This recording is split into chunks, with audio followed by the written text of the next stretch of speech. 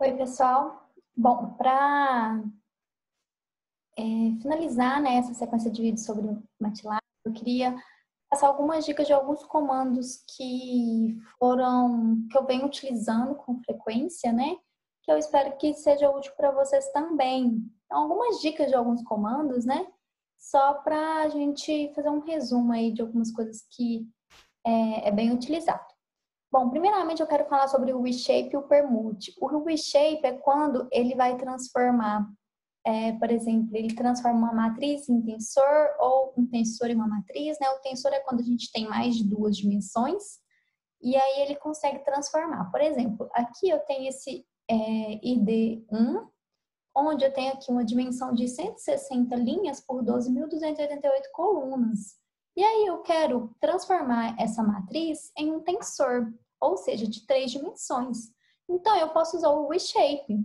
Então, eu coloco aqui, ó, o x vai ser igual a reshape, entre parênteses, o nome da minha matriz que eu quero transformar, que é esse ID1, vírgula, 16, 10, 12.288. Ou seja, eu quero que os primeiros 160 aqui, as 160 linhas, transforme em 16 por 10. Ou seja, ele vai transformar, ele vai pegar as 16 primeiras e é uma dimensão aí das de 10. Depois as outras 16, a segunda. Depois as outras 16, a terceira, até 10. Ou seja, 16 vezes 10 vai dar 160. E aqui a última dimensão, o comprimento de onda, que é o 12.288. E aí eu quero, então, fazer um permute aqui. O permute é mudar a ordem das dimensões. Então, por exemplo, eu quero que o x, o 16 continue eu quero que aqui em primeiro continue o primeiro. Aqui, na segunda dimensão, eu quero que seja o terceiro, que está na matriz X, que é o comprimento de onda. E aqui na terceira dimensão, eu quero que é o segundo do tensor X, que é o 10 seria as profundidades, no meu caso, né?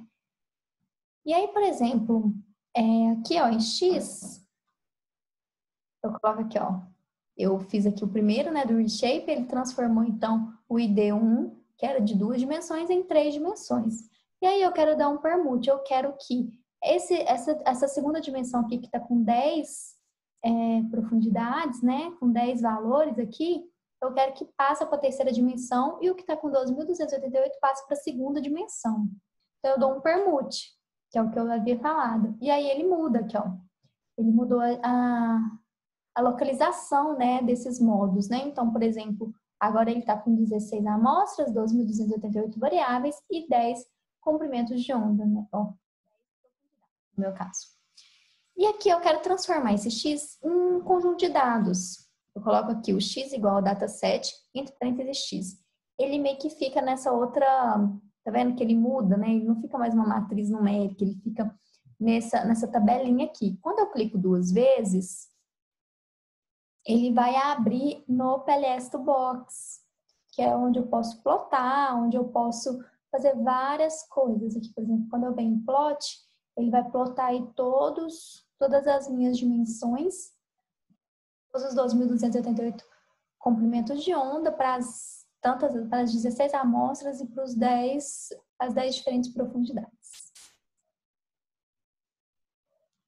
Então, aqui, por exemplo, eu quero criar um x2. Eu quero fazer aqui um permute, onde eu vou usar o x que eu tinha feito anteriormente, o x.data, ou seja, eu quero pegar o valor numérico dele, então eu coloco o ponto data, que é o valor numérico, e aí eu quero que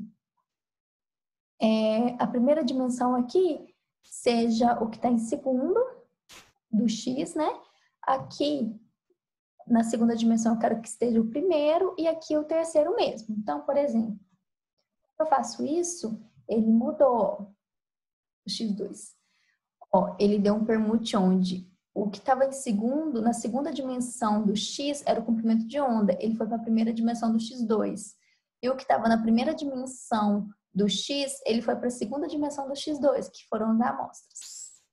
E aí agora eu quero inverter o processo, né? Eu coloquei em 3 dimensões, agora eu quero voltar para 2 dimensões.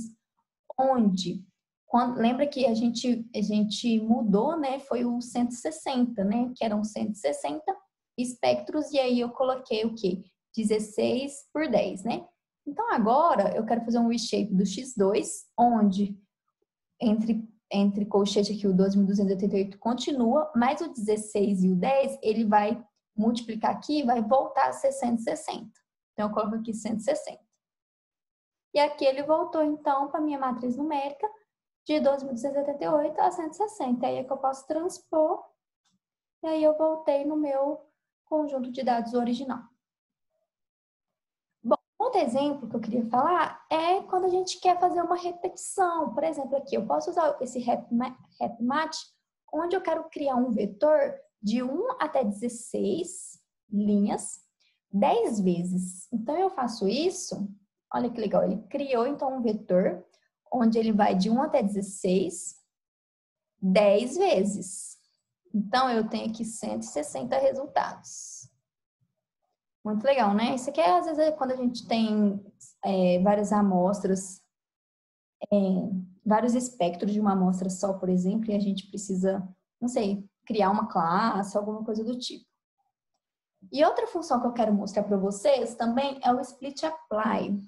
Esse aqui é muito legal, eu usei bastante, porque no meu trabalho eu tenho, por exemplo, vários espectros de uma amostra só. E aí o que acontece? Eu queria fazer a média desses espectros das amostras, mas eu tinha que ficar fazendo na mão. Então eu descobri esse Split Apply, onde ele aplica as funções de acordo com uma classe. Então, por exemplo, aqui eu tenho aqui ó, o T e a classe. O T seria aqui valores. Então aqui eu tenho 1.210 valores, né? Só que desses 1.210, eu tenho aqui 77 amostras, e para cada amostra eu tenho mais ou menos uns 16 espectros, que dá os 1.210. Então eu tenho uma classe. Os 16 primeiro ó, é da classe 1, que é da amostra 1, e assim por diante, até 77, que são as 77 amostras que eu tenho. Aí, por exemplo, eu quero fazer a média. Eu quero fazer a média desse vetor T de acordo com a classe. Ou seja, eu quero fazer a média dos espectros de acordo com a classe daqueles espectros. Ou seja, da amostra 1, da amostra 2 até a amostra 77. Então, aqui eu uso aqui, ó, o Split Apply, entre parênteses, arroba min, que é a média, vírgula T, que é o vetor que eu quero fazer a média, vírgula classe. Ou seja, eu tenho que ter essa classe, porque esse Split Apply ele vai aplicar uma função de acordo com uma classe. Então, aqui, eu rodo ele aqui e ele calculou a média e ele me deu as 77 médias, que são as 77 amostras que eu tenho. Outra coisa aqui, ó, o máximo. Eu quero que ele me dê o valor máximo dos espectros de cada uma das amostras. Então, de vez eu usar arroba min, eu coloco arroba max, onde ele vai me dar, então, o máximo de cada uma das amostras. E aqui eu tenho o valor máximo, então, os 77 máximos de cada uma das amostras. Muito bom, né? E tem também jeito de a gente colocar em ordem decrescente. A ordem decrescente é o quê? Aqui eu vou criar um A, que é de 1 a 1.210, só para a gente ter noção, quando ele colocar em ordem decrescente, qual linha que é, né? Porque senão, às vezes, se ele coloca só o valor, a gente fica um pouco perdido. Então, aqui eu criei um A, uma linha A, de 1 até 1.210. E aqui o B, eu vou criar uma matriz aqui, então, vou juntar o A com o T, que é o valor que eu quero ordenar. E aqui eu vou aplicar também o Split Apply. Por quê? Porque eu quero ordenar de acordo com cada amostra, então, de acordo com a minha classe.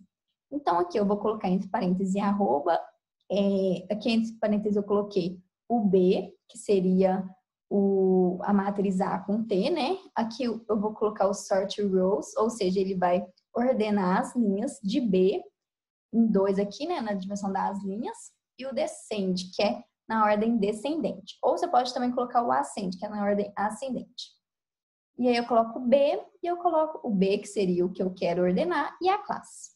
Quando eu faço isso, ele me dá um X em cell array, onde eu tenho os 77 valores, porque eu tenho 77 classes, né, 77 amostras, e quando eu clico 2 vezes, em cada uma ele ordenou os valores. Tá vendo que é importante a gente colocar essa numeração aqui? Porque se ele colocar só o valor ordenado, a gente não ia saber qual espectro que é, qual amostra que é, né? Linha que é, no caso. Então, ele ordenou aqui e aí facilita para a gente saber. Isso aqui está em Cell Array. Se eu quero tirar do Cell Array, simplesmente eu coloco um Cell2Mat aqui e aí ele está em forma de matriz numérica e a gente pode fazer outros cálculos, né, com esse resultado. Bom, era isso que eu queria passar. Eu queria também falar, né, esse é o último vídeo que eu faço para vocês. A gente passou por vários exemplos, né, desde exemplos mais simples, ação de função. Espero que vocês tenham gostado, que esteja sido útil, né, proveitoso para vocês. E a gente se vê em outras oportunidades. Não se esqueçam de se inscrever no canal, compartilhar os vídeos, né, comentar, curtir e assinar, ativar o sininho, né, para receber também as notificações, as novidades que a gente vai colocando no canal. Então é isso e até o próximo.